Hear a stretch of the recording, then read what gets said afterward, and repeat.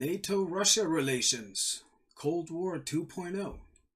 This is going to be another one of my extensive reading presentations, but it's going to contain a lot of juice, so bear with me. I sat a small seminar last night, hosted by a local youth organization of the Icelandic Independence Party. First, I need to praise them for the event and the speakers for their contributions. The two keynote speakers were Guðlaugur Þór Þórðarson, current Secretary of Foreign Affairs, and Björn Bjarnason, former Secretary of Education, Science and Culture, later Secretary of Justice and Ecclesial Affairs, a man who, upon retirement from his political career, has remained a titan on Icelandic defense affairs and is very much considered a renowned expert. And I have no reason at all to refute that. I admire the man's work. So, both are members of said party, so the Independence Party. I've sometimes been accused of being a mouthpiece for that party in the Icelandic discussion because I share a lot of views with a lot of its members and core values, but that doesn't mean I won't put any and all of them in the hot seat. Again, much like with the PM recently, the Prime Minister, I don't assume malicious intent. But my hope is that by putting all politicians in the hot seat as much as possible, we're more likely to get the best work they're capable of out of them. I also trust these honorable gentlemen will see this and understand why I still have some questions following that seminar. The topic of the meeting was Iceland's participation in counteractions against Russia following the Skripal incident in Salisbury, England. So the poisoning of the counter agent or double agent Skripal. The Secretary of Foreign Affairs said it's in Iceland's interests to be at the forefront of making sure countries abide by international law, as international law is especially crucial for minor nations who cannot protect their interests by military might, a point to which I have no objection. I am very much with him. As far as the integrity of the NATO alliance being one of the utmost importance to Iceland's interests, as stressed by both speakers, I agree. And I'm just as much for protecting the alliance as they are. Where I have an issue is whether we see the same threats and weaknesses, and thus whether we agree on what the best approach would be to protect it. The first thing we need to understand is that as far as the ordinary citizens of NATO countries goes, trust has already been broken. Specifically, the trust in the intelligence sector. Ever since we were presented with irrefutable evidence of Saddam's weapons of mass destruction, only to overthrow him and not finding any WMDs at all. This is no minor issue. And public sentiment in Western nations towards their own intelligence apparatus, not to mention each other's intelligence apparatus, has been horrifyingly low. I deem that reality a far greater threat to the alliance and overall cooperation than any outside force, big or small. Now, as far as the Skripal case goes, the Secretary of Foreign Affairs stressed that the Kremlin's response hadn't been too convincing, ranging from wondering whether the nerve agent, so far only known to have been manufactured in the Soviet Union, had been manufactured in Sweden, to a theory involving a family member of the victims, etc. Now, if their responses are along those lines, rather than launching their own transparent internal investigation and allowing for robust intelligence sharing, then yes, I get the skepticism of Western leadership. He's sat across the table from both Putin and Lavrov, and I can only hope he's making as much of those conversations as possible to get to know the guys. It's up to the Russian leadership to a degree, whether they want Western leaders to believe that they may not have ordered a hit on Skripal. But who knows? Maybe they want to maintain the suspicion onto themselves, or on themselves. That's an entire game theory exploration in its own right to determine what the strategic gain might be there. Another point, especially stressed by the retired secretary, is to look at the bigger picture and the trends, specifically how this fits into how the Russian regime has behaved in the past. I also get that, and it's very much a solid approach. But pointing out how this is a physical violation of borders and that other examples include the 2014 annexation of Crimea, preceded by the 2008 campaign in Georgia, the country, not the US state, only go ahead and claim that Russia is the only country guilty of that in the past decades prompts an entire ocean of questions.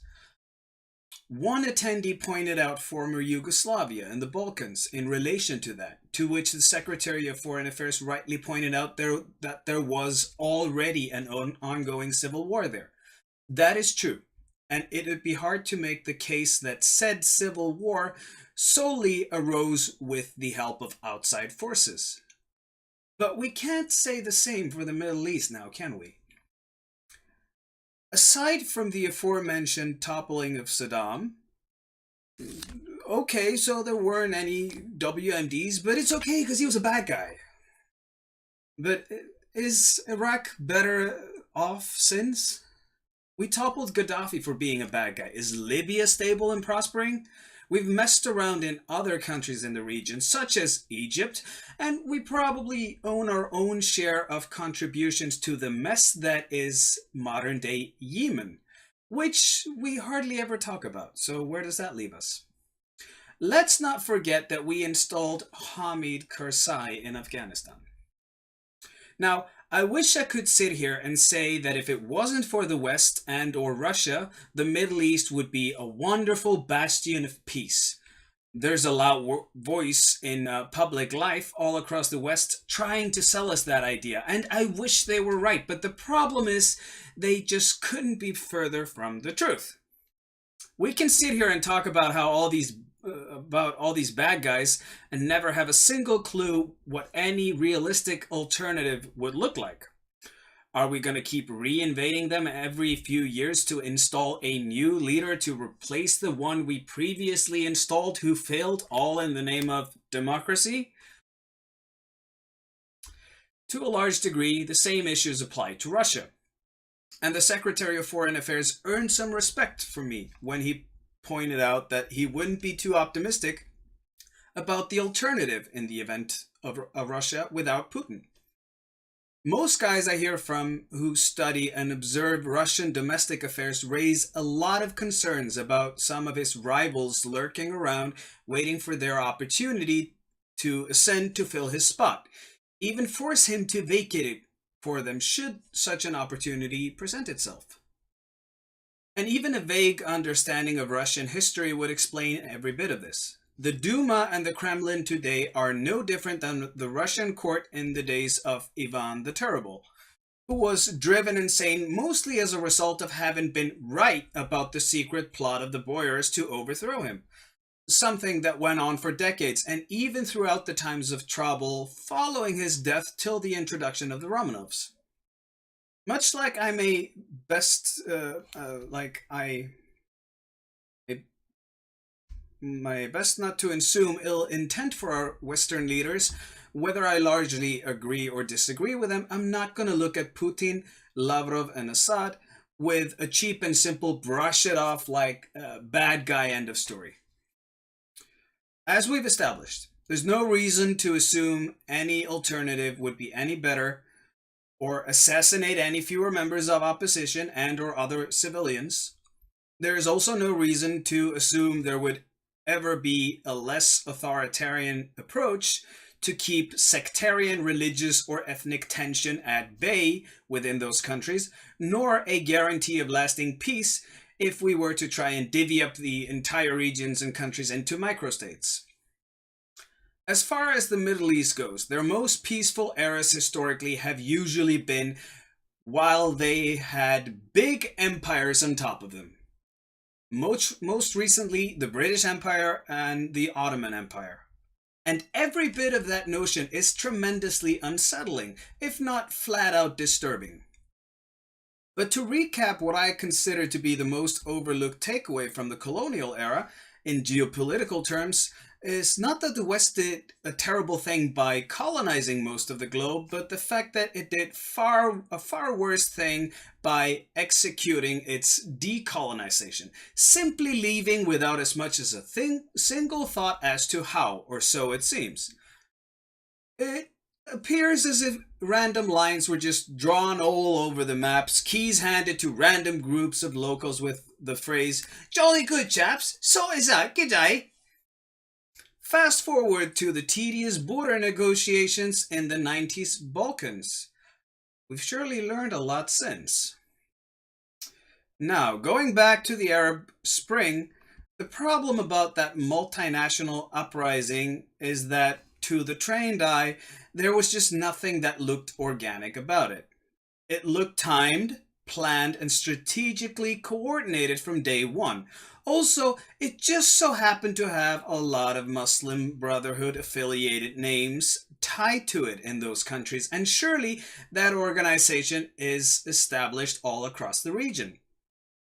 There are those who would claim that the organization is a progressive movement, but as much as the progressive left in the West, with which the Brotherhood seems tightly allied, has been colloquially labeled the regressive left, there's surely a reason to ask whether the Brotherhood is in reality regressive Islam or even progressive Islamism. Surely, in the spirit of democracy, NATO citizens deserve a right to debate that, and even then to vote on whether whatever they are is something we want to be allied with. And why this has to be taken as more than a mere propaganda story, or fabricated by Russia and Assad, or even just a conspiracy story that provides excellent fodder for fake news, is that it's blatantly traceable, and has been to every independent researcher who cared to look into it. We've had the left and the West taking a one-sided Hamas stance on Israel-Palestine, along the lines of the Brotherhood, making it harder for the more moderate Fatah to pursue a two-state solution.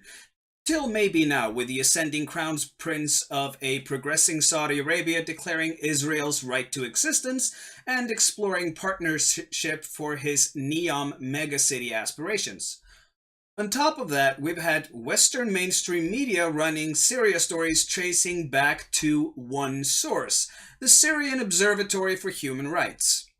The interesting part of that is that the organization, if you Google it, is sometimes claimed to have several researchers, many of whom work locally, yet on Wikipedia, the founder is the only listed staff member, and on the About Us and Contact Us tabs of their own website, no names and or resumes are provided. So in actuality, we don't have any official details on who edits these reports.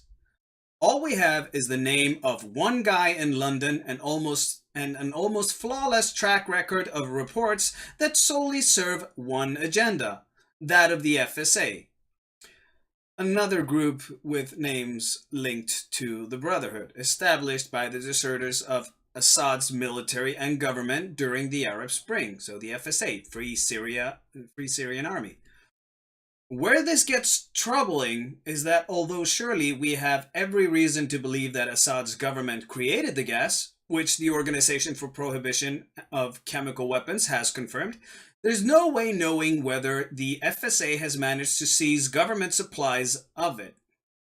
According to my breaking news feed on Twitter, I just got word that the OPCW, the Organization of Prohibition of Chemical Weapons, is said to be heading over there again following the most recent Duma incident.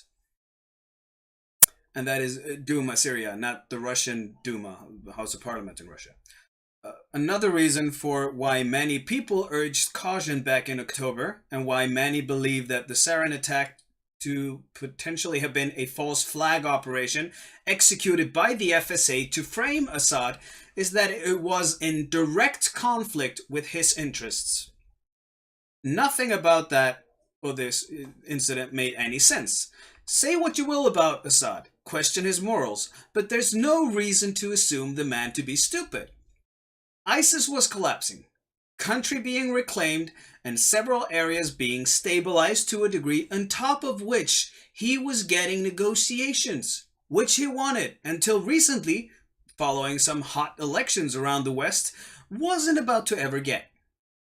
The only interest group that was losing big time in that regard was the FSA, because they never wanted him to get any talks, just simply be overthrown to their own gain.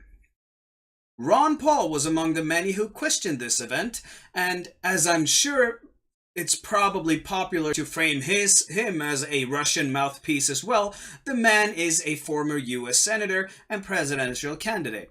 It's not as if the man hasn't held clearance for sensitive information himself. And again, now, just as US President Trump has announced his will to pull out of Syria, which again does not favor the FSA, another sarin attack just appears out of nowhere. So with all due respect, if we are to look at the bigger picture, we better at least examine all of it. And be honest. And it's a lot of work, so I'm not quite done here. Moving to the big picture on Crimea, we can't just examine that annexation and ignore the Orange Revolution of 2004. We also can't ignore Russia's transparent geopolitical strategy since the end of the Cold War and judge their actions without looking honestly at what they openly deemed to be soft provocation. Upon their release of their westernmost states that regained and or became independent, and loss of their other vassal states in Eastern Europe, they made it perfectly clear that they wanted a neutral buffer to retain a sense of safety. So any attempt to push Western influence eastward would be considered a provocation. Now this surely puts those countries between a rock and a hard place in terms of crafting their own desired future for themselves, and view that as you may. But it's the reality of the situation. We may or may not agree with their geopolitical strategy as they may or may not agree with ours. We have since the expansion of the seen the expansion of the EU to include the Baltic states, Poland, Czech Republic, Slovakia, Hungary, Romania, Bulgaria, and parts of old Yugoslavia. We've also seen NATO adding some of those aforementioned countries. This has left only Belarus and Ukraine as a buffer. And while Belarus has remained a loyal vassal in every way, the same can't exactly be said for the Ukraine. I think it was George Friedman at Geopolitical Futures who first presented the question of whether Russia was the sick man of Europe. Much to his merit, it's precisely the way to phrase it. But they're not the only sick man right now. Europe has a lot of sick men countries as of the current moment, and most of those problems are ones we can't pin onto Russia, though surely they might take advantage of the situation as much as we might take advantage of theirs. Russia has never not existed outside of a state of national paranoia. It has been ripe for attacks from all sides in its fragile location in the northern European plains. Its history has evidently been colored by it and serves as the primary argument against those who claim that countries aren't a product of their geography and that geography doesn't prescribe a certain degree of fate. Afghanistan, Anatolia, the Caucasus, and other regions in the Middle East are other case studies of their own, hence an observable trend. Russia has repeatedly been attacked and raided from all sides till it eventually went into hyper-expansion as a result of it. It was the border to Europe for every horde from the Siberian steppes, from the day the Russian principalities came about throughout the Mongols, Tatars, Khazars, and the hordes that arose from their ashes. On top of that, post-1500, it also faced the Polish-Lithuanian Commonwealth and emerging Ottoman Empire as rivals. It never really had an awful lot of trusted and reliable friends either. Its history with Crimea in the late medieval and modern era goes back to staving off the recently established Tatar state on the peninsula, the Crimean Peninsula, as Tatars raided into Russia, to completely conquering Crimea off of the Tatar-Ottoman alliance under Catherine the Great during the Russo-Turkic Wars, if I recall correctly, but do look it up.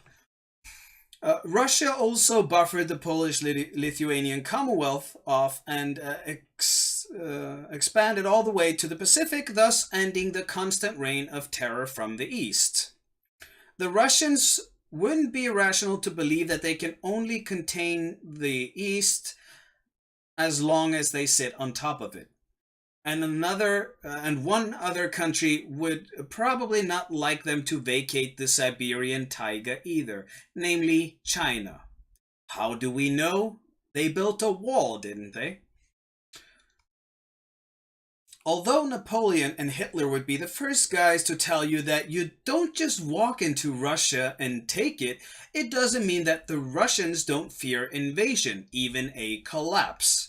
It's true that the elites do indeed live it up, venture and educate their kids in the West and keep their assets safe in the West, while a large chunk of the average citizens lives in what we'd consider subpar conditions by our Western standards. And there's probably something they could be doing about that, but it doesn't alter the reality that Russia to the west of the Ural Mountains probably subsidizes life for Russia to the east of them, though the east is hardly poor in terms of natural resources. So why keep it, aside from to be safe from invasions from the east? Also to fall back onto something should the western part fall. Is there a realistic probability that it might? I don't know. But it also doesn't matter what I think. It matters what the average Russian thinks, and their average leader. Now, it might seem crazy to us that the Russians need a buffer to the west and an entire eastern part to fall back on to fuel a reconquista of its original western homeland, but we're dealing with a country that has been beaten up for 1,000 years while never having any real friends, a saddened, bitter, and potentially weary old soul, fragile, weak, and paranoid. But its character remains strong. Strength over smarts, and safety over wealth. That's how it might potentially, mind you, be summarized by our perspective. So why does this matter? You see, and this is going to be to the best of what I can find of details as of now, but if you have facts that conflict this, share them in a comment and call me out for poor research. Ukraine didn't really exist at the time. Large parts of it were actually also conquered by Catherine the Great's Russia and probably gradually incorporated into Russia under other Tsars. But it wasn't until Ukraine, including Crimea and other regions, tried to split off from the Russian Empire during the Russian Civil War of 1917 through 21 that Crimea was at all associated with Ukraine. It had a lot of ethnic Ukrainians living there, but so did, and still do, regions still under Russian rule. To make things all the more confusing, again, according to what I can find, the decision by the Soviet authorities back in 1954 to put the then Soviet Republic of Crimea under Ukrainian administrative rule, rather than keeping it under Moscow, although argued, is said to have been both murky and not in accordance with Soviet laws of the time.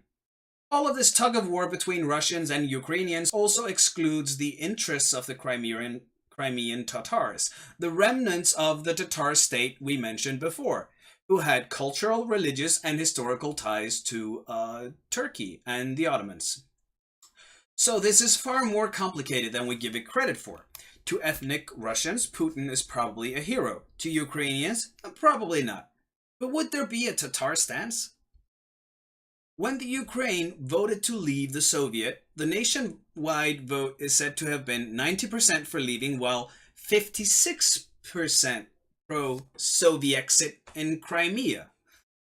A majority, though narrow, but if you're on the losing side, or just years down the line happen to not like the direction in which the Ukraine is going, having a fishy legal matter in the region's history isn't something you'll leave out. Nor will the Russians if they want to lobby you back into their favor. Another stance that Russia has, which is a brilliant tactical ploy to ensure its sphere of influence, is that it claims to exist in protection of Russians everywhere, which then surely includes the rights and well-beings of Russian speakers and Russian minorities in all countries. This might be a headache to deal with, as it provides the excuse Moscow needs to tamper with the domestic affairs of its former vassals in the interests of its Russian minority, whether or not that Russian minority would agree. Now, with its immense success, I haven't heard Estonia have any issues with their 15% Russian population, nor that those ethnic Russians feel any less Estonian or for some reason greater ties to Russia. But the situation might be different for Lithuania, which has had a tougher journey since the fall of the Soviet, and then not to mention the Ukraine and the countries in the Caucasus, such as Georgia. Not that I'm versed enough in that affair to know if the interests of Russians were part of the '08 Kremlin justification. I'm drowning you guys in endless amount of overwhelming details as to why this is no smaller proxy situation than the entire Syrian conflict from start to finish. And why some of those issues are tied to some of the largest geopolitical headaches of our time. So we can't just simply brush over all of this stuff. And it's precisely because our Western leaders tend to do that even those who don't like the leaders we fight or overthrow still end up hating us more. Russia's desperate strife to cling on to one of its only two vassals to its west, the Ukraine, the other, of course, being Belarus, which sits firm under a loyal dictator and a heavily censored internet, may have been the source of why Western-aligned Yushchenko supporters accused Eastern-allied Yanukovych of election fraud, vote rigging, etc. I mean, surely Putin and his ilk couldn't have been sitting there crafting fake social media profiles and propaganda memes with a mostly offline 2004 Ukrainian population, but they could have arranged some things. That still doesn't alter the fact that a lot of the other camp smells like similar forces in the West may have been playing a part. And to the day, the growing attention of radical feminist groups such as Femin, both in the Ukraine and Russia, as well as other typical radical left-wing civil destabilization tools, surely makes it smell like the Open Society Foundation's money found its way over there. This isn't new to these countries. The Soviets perfected this stuff, which is why they know it and cling on to their church and socially conservative values as the one thing they trust to keep their social order intact. Much the same for socially conservative and highly religious Hungary, which has moved to outlaw George Soros-affiliated associations and organizations. Alexander Dugin's Fourth Way seems to have really taken hold among the ruling elites in the East. Would I recommend it for the West? Not at all. As much as I'm not sure I'd recommend our current state of affairs to anyone, as we're in the middle of an existential crisis of our own. But Duginism is very much a socially conservative reliance on the church, in particular inspired by the Eastern Orthodox approach, merged with a hard fist of somewhat militant and authoritarian state, economically seemingly mercantilist in a fascist fashion, doesn't seem neither free nor pleasant, and although your wages might not be high, if taxes are otherwise limited and the bureaucratic structure small, you might settle for this idea of paying less to government because you're expecting less back. I don't know, but at least for now, it does seem to keep Russians from waking up to Genghis Khan burning their house down. And maybe that's all they expect from it, or maybe not. What do we know anyway? It also seems to be a functional remedy to keep our engineered social problems a bit at bay, even though the cure might be just another disease, just as bad. The bottom line is that we have players in our midst, in our own ranks, here in the West, playing all the same dirty tricks as the Kremlin is playing. We also have a hard time deciphering what's reliable and what is not in regard to Syria and Crimea, as well as other conflicts. And to brush it off as if the public in the West is so incompetent that we all just bought into fake news and that none of us is out there doing actual serious research on our own is a complete disregard and would indeed render us incompetent of running democracies ourselves. And who knows, maybe we are. But I'd like to think there's more to us, the public, and I hope our politicians mature into this new era. I feel like they're the ones who are behind, and not the public. We live in a time wherein communication, mediation of information, and the conduct of business have been drastically revolutionized, and continue to be. We're also on the verge of an era wherein the concept of statehood will be heavily challenged and perhaps become a mostly virtual concept before mid-century. You heard it here first. There are a lot of voices out there commenting in real time on Syria, which I'll link in the description alongside a handful of other documents of things I've mentioned here. If you don't find a source, look it up. Don't take my word for it. And if you believe you have any or more reliable information on any point, call me out and challenge me. Challenge me on it. This presentation isn't perfect, but it urges caution. And it stresses why NATO's biggest risk is that of completely losing the public sentiment within its member states. Don't let this be an our deep state versus their deep state, and don't sacrifice truth and integrity for the sake of cooperation, or we will lose all three. And as far as fake news goes, I could do an entire presentation on the current state of the media from an insider's point of view, and why it's not for no reason that approval rating is below 20% in various Western countries. How about we address that?